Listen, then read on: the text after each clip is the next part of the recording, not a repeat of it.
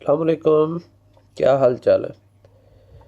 अच्छा, आज हम डिस्कस करेंगे कि अगर आप पाकिस्तान से बाहर किसी कंट्री में जाना चाह रहे हैं तो वहाँ जाने से पहले आपको कम से कम उस कंट्री के बारे में कुछ चीज़ों का पता होना ज़रूरी है, ताकि आप वहाँ पे फेस आने वाली जो प्रॉब्लम्स है ना उससे बच सकें।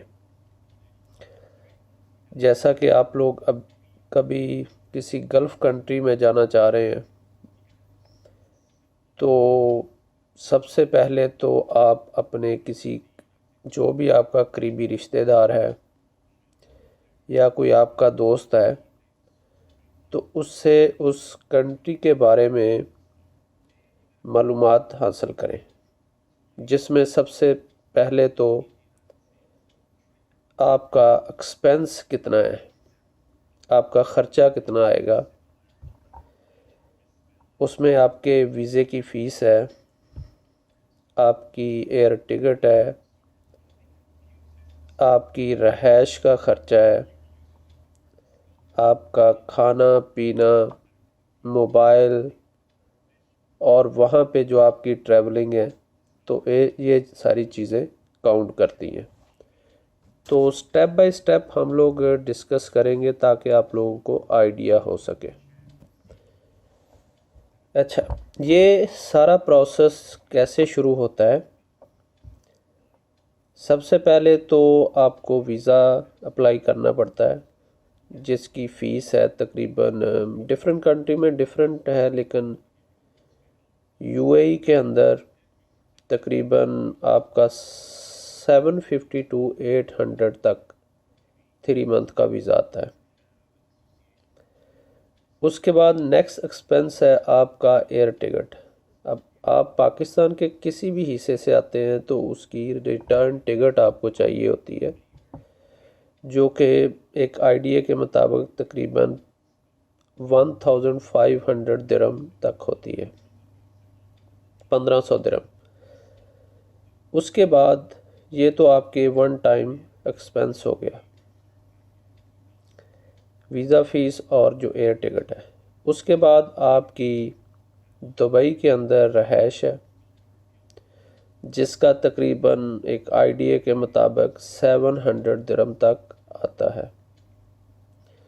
उसके बाद आपका खाना पीना है, जो तकरीबन आपका मंथली 350 400 300 के करीब आता है। उसके बाद आपका मोबाइल एक्सपेंस है, जिसमें इंटरनेट लगा लें, कॉलिंग लगा लें, वो भी तकरीबन 200 से 250 दिरहम आता है। उसके बाद आपका यहाँ पे ट्रैवलिंग एक्सपेंस है, वो डिपेंड करता है कि आप कहाँ रहते हैं, कहाँ आपको जॉब के लिए जाना पड़ता है, इंटरव्यू के लिए जाना पड़ता है, या किसी और पर्पज़ के लिए आप लोग बाहर जाते हो, तो उसका भी आप तकरीबन 400 दिरहम के करीब रख लें। अगर आप टोटल इन चीज़ों को मिलाते हैं, जिसमें वीज़ा फ़ीस और टिकट, तकरीबन आपका 2300 बनता है दिरहम। उसको मल्टीप्लाई कर लें अपनी करेंसी के साथ तो पाकिस्तानी रुपीज़ उसमें बन जाएंगे। ये वन टाइम है। उसके बाद रहायश, खाना पीना, मोबाइल और आपका ट्रैवलिंग एक्सपेंस, ये तकरीबन आपको पर मंथ 1600 टू 1700 के करीब होगा, जो कि आपका लगना ही है। या उसमें एक दो चीज़ें कम हो सकती है कि अगर आपका कोई भाई या आपका दोस्त इधर है जो आपके लिए अकामोडेशन और खाना अरेंज कर सके, तो उसमें से आपका तकरीबन 1000 से 1100 तक सेव हो सकता है। बट ये चीज़ भी जहन में रखें कि उसने भी अपनी ही पॉकेट से देना है, क्योंकि हो सकता है कि उसका यहाँ पे ज़ाती घर ना हो, वो भी आपको बेड स्पेस पे रखे या खाने के आपके चार्जेस पे करे। तो ये चीज़ें आने से पहले ये चीज़ें ज़रूरी हैं। और इसके अलावा जब आप आते हैं तो ट्राई करें कि पाकिस्तान से अपनी ज़रूरत की चीज़ें लेके आएँ साथ, जो यहाँ पे आपको लेनी ना पड़े। और सबसे इम्पोर्टेंट जो चीज़ है कि अगर आप जॉब ढूंढने के लिए आ रहे हैं तो फिर अपना लैपटॉप ज़रूर साथ लेके आएँ, क्योंकि आपने ऑनलाइन ही अप्लाई करना है और आपने कोई भी ईमेल जैसे कोई सीवी सेंड करनी है या कोई जॉब सर्च करनी है तो ये मोबाइल से पॉसिबल नहीं है, ये आपको लैपटॉप ही से करनी पड़ेगी, तो जो सबसे ज़्यादा ज़रूरी है।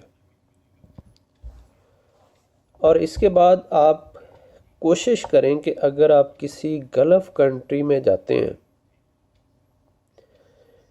तो ट्राई करें कि मई, जून, जुलाई, अगस्त और सितंबर में ना आए, क्योंकि ज़ाहिरी बात है आपको बाहर भी जाना पड़ेगा और यहाँ पे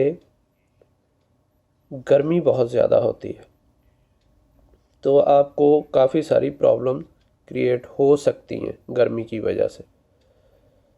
तो मेरी एडवाइस होगी कि इन मंथ के अंदर आप लोग अवॉइड ही करें। और उसके बाद यहाँ पे मौसम भी अच्छा होता है, बाहर ट्रैवलिंग भी आसान है और मार्केट में जॉब भी निकलती हैं। और इसके अलावा और इससे आगे हम लोग कैसे जॉब आप लोगों ने सर्च करनी है, किन लोगों को आना चाहिए, कौन सी एजुकेशन के लोग यहाँ पे जॉब सर्च कर सकते हैं, वो कैसे कर सकते हैं, तो ये मैं अपनी अगली वीडियो में आप लोगों को बताऊंगा। तो तब तक के लिए अल्लाह हाफिज़। और हो सके तो इस वीडियो को आगे शेयर करें, लाइक करें और सब्सक्राइब करें, ताकि आपको अगली वीडियो मिल सके पूरी डिटेल के साथ। अल्लाह हाफिज़।